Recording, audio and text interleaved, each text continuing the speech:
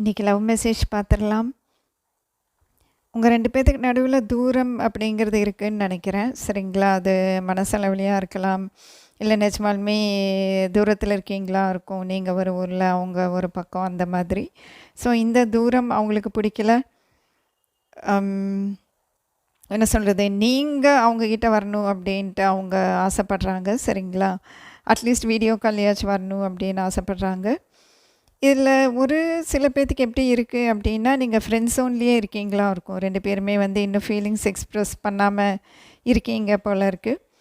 அப்படி இருக்கும்போது, இப்போ நீங்கள் 2 பேருமே ஃப்ரெண்ட்லியாக மட்டும்தான் பழகிட்டுருக்கீங்க அப்படின்னா, இந்த மாதிரி ஃபீலிங்ஸ் இருக்கிறது இது சரிதானா இல்லையா அப்படிங்கிற மாதிரி அவங்க யோசனை பண்ணுறாங்க. ஏன்னா அவங்களுக்கு ஃபீலிங்ஸ் இருக்குது, உங்களுக்கு அதே ஃபீலிங்ஸ் இருக்கான்ட்டு அவங்களுக்கு தெரியாது.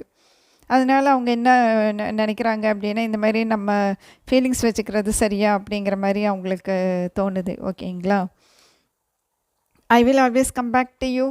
இன்கேஸ் நீங்கள் நோ கான்டாக்டில் இருக்கீங்க, இல்லை எப்பவும் போல் நீங்கள் 2 பேரும் பேசிக்கிறது இல்லை அப்படின்னா, அவங்க என்ன சொல்ல வராங்கன்னா, நான் எப்போ இருந்தாலும் உங்ககிட்ட தான் வருவேன், நீ கவலைப்படாத அப்படிங்கிறாங்க. அது ரொம்ப நல்ல விஷயம்.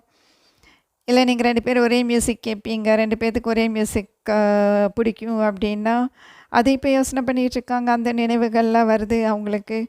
இல்லை அவங்க உங்களுக்கு கிஃப்ட் கொடுக்கணும்னு நினைக்கிறாங்க. அது போக இல்லை நீங்கள் அவங்களுக்கு ஏதாச்சும் கிஃப்ட் கொடுத்துருக்கீங்க அப்படின்னா, அதை வச்சுட்டு அப்படியே உங்கள் நினைவில் இருக்காங்கன்னு வச்சுக்கோங்களேன். ரொம்ப அழகாக இருக்குது இந்த தடவை லவ் மெசேஜ்.